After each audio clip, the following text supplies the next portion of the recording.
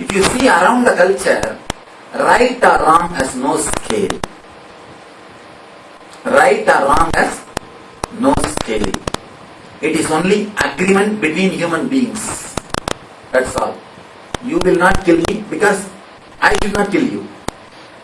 You should not kill me so that I will not kill you. Let us have an agreement. Killing each other is wrong. That's all. All our laws are just agreement between ourselves. Over. So there is no such thing right or wrong. We often have a conflict when we bring up our children. How do we keep it? Because society puts so many shoulds and buts into us. So that time there's a We should only give them consciousness. We should give only intelligence. We should never give should not. Try your best to avoid shoulds and should nots. Give them only intelligence. More than that, nothing can be done. Let me explain one small incident. Once, when I was talking to some of our devotees, I explained the whole delivery process very clearly. How the child is born. Very clearly. Our devotees got shocked. How did you see? When did you see? It's nothing. When one nurse went to attend a delivery, I just put my consciousness in her eyes. Saw the whole clipping and downloaded it. That is the same thing Shankara did. Shankara never entered into his body. Shankara just put the consciousness to see what happens. First thing.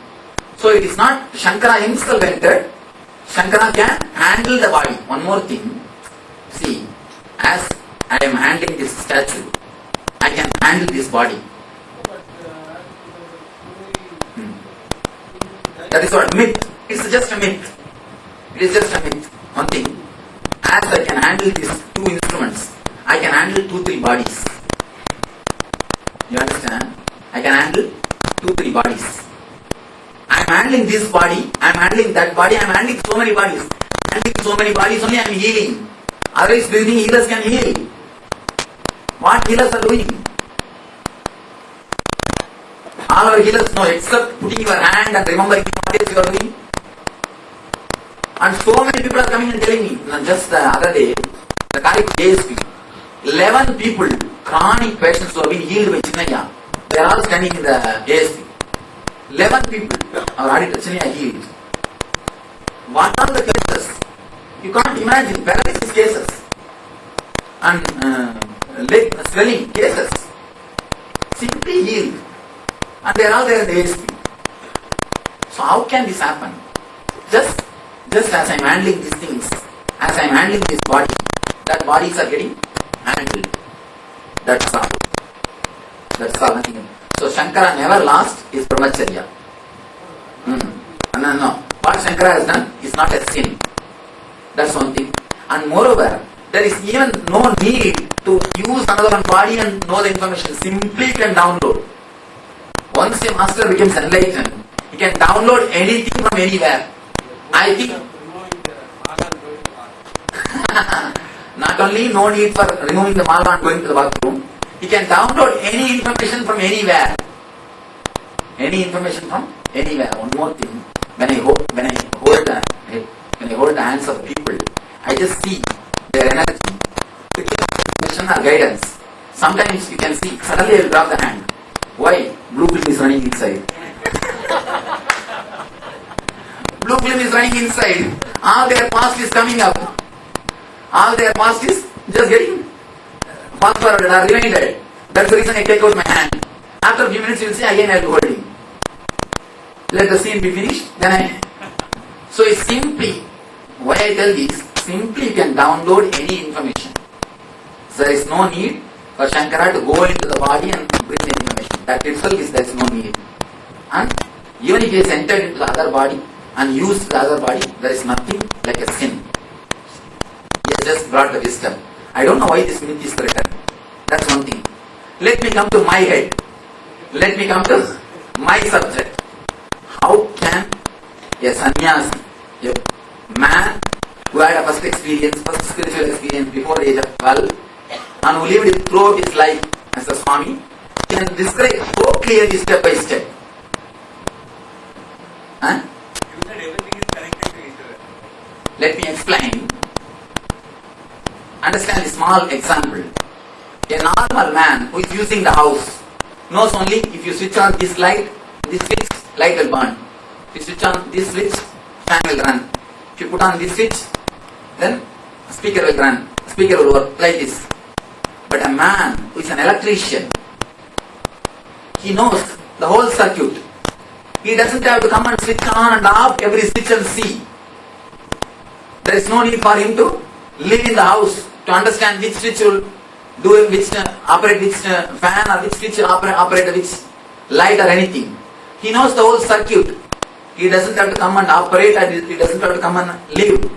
He knows the whole circuit. The person who is living, even if he lives 30 years in the same house, he will not know the circuit. He will not know the circuit. He knows only one thing. Switch on, switch off. Switch on, light will burn. Switch on, fan will run. He knows only switch and the outcoming product. He knows only sets and bits, that's all. He doesn't know the circuit. How it starts growing, how it starts going to the peak, and how it reaches the peak, and how it works. The normal man can live 30 years, he will never know the circuit. But an enlightened man is not only electrician, he is electrical engineer who creates the circuit. Not even electrician, electrical engineer, he knows the total circuit. For him, there is no need to come and just switch it on and switch it off. That is the reason simply informations are downloaded and presented to you. No, just from the Cosmos directly you can download. Any information you can download. Little difficult to believe because it's more mystical. Of course, but any truth has to be believed. Any truth has to, of course, or you can wait for some more time. Sometimes when you get the glimpse and when you are able to download some information, only then you understand experientially what I say is truth. Till that time, wait. I can say there are something which are from past memory. There are something which are downloaded. You understand? But whole thing can never be from memory because such a big memory can never be created. So there is some more way, method. The informations are reaching the man who is speaking with you. You see, if you are really courageous man, must be able to bring out the whole thing. Some of our ashramites, they asked me permission when I was in America. Swamiji, you want to go and stay in Tiruvannamalai and interview all your relatives. And we want to go to Gudiyatham where you studied and we want to interview all the teachers. You would like to be there when we interview them, or can we go directly and interview them? I said, go. Why do you ask me? Go and directly be with them and get their opinions and all those things, get their reminiscences, get their memories, bring it. What is wrong? What is there? I told them my life is open book. Simply go and try to get information. I have no problem. If you want the honest information to reach the society, we must have the life as open book. Now at the age of 14, the Gurukul system, now the children used to come there and they used to record according to whether they have to put down or but in this age, how we have to teach our children? You see, in this age, there are very few who are ready for Brahma Sutra and they escape automatically. No other way. But almost all others are ready for only for Kama Sutra. Get them right book and let them read. Get them the right spiritual introduction or commentary. Of course, that is the big problem. I don't, one of the books I have seen, but none of them I didn't. Of course, original Sanskrit versions are there. Commentary of Atmananda, that's the book called Atmananda Deepika. He has written a beautiful way, a tantric style, clear, informative intelligence. Yeah, but the problem is Sanskrit reading. I think I will get some copies and read and tell you the best. I will get some copies. I think 2-3 guys have written. But never the Western writers. Western writers don't catch the thread. So only Eastern writers can catch the thread of Kama Sutra. For Western writers, it's only a sexologist book of sexology, book on sexology. But only for the Eastern, the rishis, the spiritual persons, it's a book towards meditation. See, for Western people, Kama Sutra itself is a goal. But for the Eastern mind, it's only the path to the ultimate goal. One thing, every person expresses his own experience. And every person is taught according to their structure. Here itself, for somebody I say, I go and get married. For somebody I say, become a Swami, be here. So I choose. It is their attitude which will give them quickly. For some people I tell them, array better, even if you repress and one or two repressions comes, don't bother, don't worry, you can never maintain a relationship. For somebody I tell them.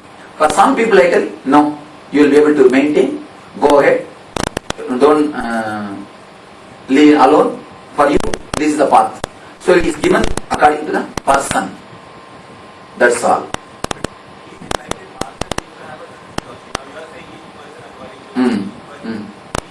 Of course, even if you bother about each master, you have to ask only them.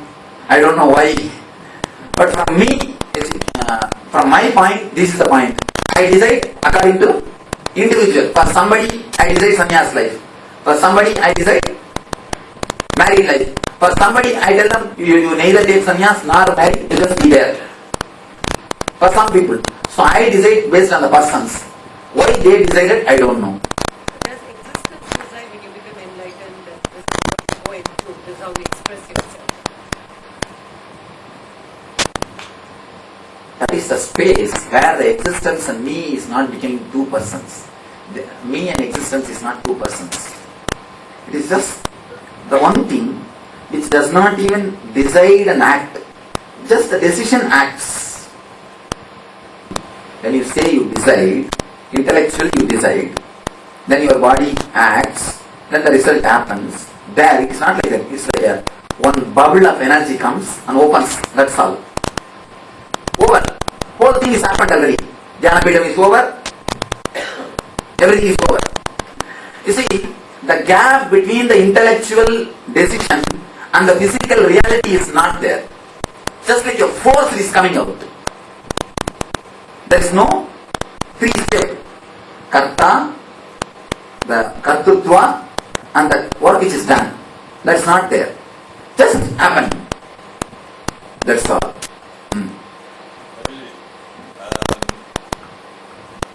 Suppose, we talked about a particular knowledge, ego, similarly to him, and then occasionally we travel, say to Kanjipuram.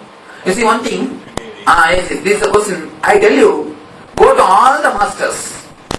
I always tell this to people. Even in my books you can read. I tell always to the people, go to all the masters. People who don't have confidence on their stuff only say, don't go here, don't go there. People who don't have confidence on their shop, it's not like a shop. Don't go to that shop if you come to this shop. No.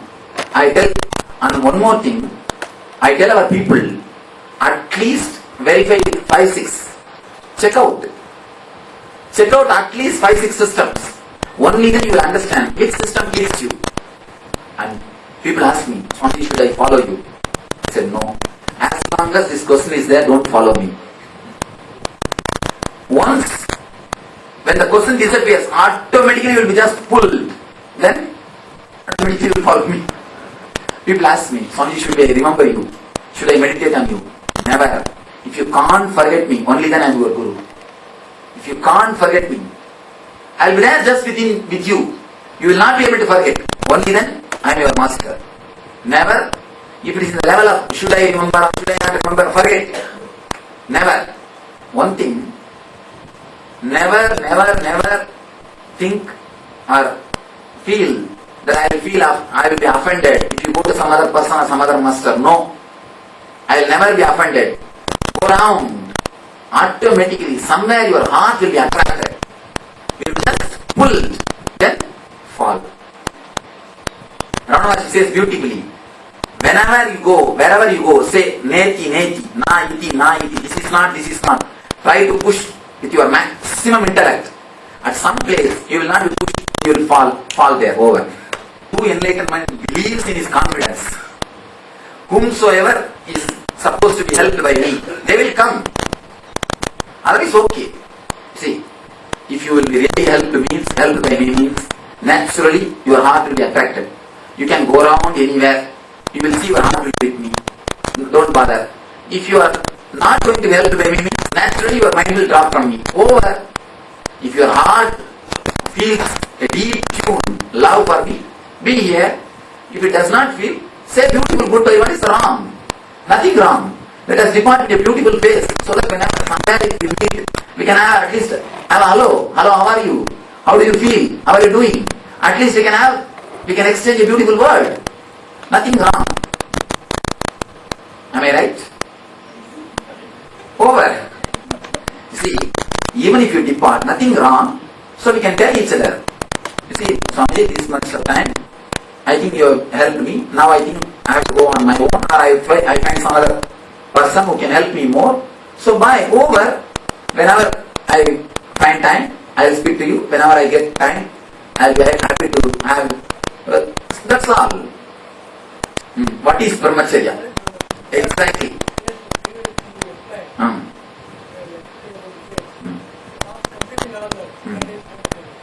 Brahmacharya means, understand the Sanskrit word.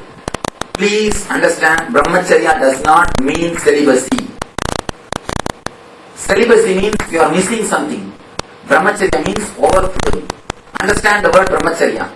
Brahmacharya means living like a god. If you are totally satisfied into yourself, you are just overflowing with the joy, with ecstasy, you are calm unto yourself. That is the state what I call brahmacharya. That is the state what Upanishad Rishis call as brahmacharya. Rishis are brahmacharis. Please be very careful. When I say brahmacharya, the man is just overflowing. Sometimes he may give his space for somebody. He may not give his space for somebody.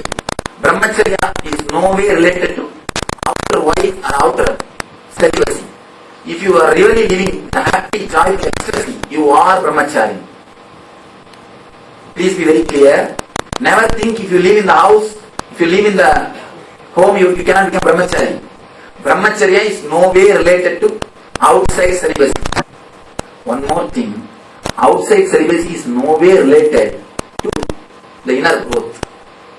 Almost outside celibacy is no way related to inner growth. I prescribe some people not to marry, not for the sake of that if he marries, if he is in the sex, then he will not be able to progress in the spiritual life. Not for that sake. He cannot handle one more relationship. He himself is not mature. He will not be able to handle the relationship. For that purpose only I tell him, don't marry. Are you clear now? Physical sex is no way related to brahmacharya. Brahmacharya means living like a god on this planet Earth. You are just overflowing. You are just totally fulfilled. When you are totally fulfilled, you don't need anybody. You are just with yourself. Over. That's what is brahmacharya.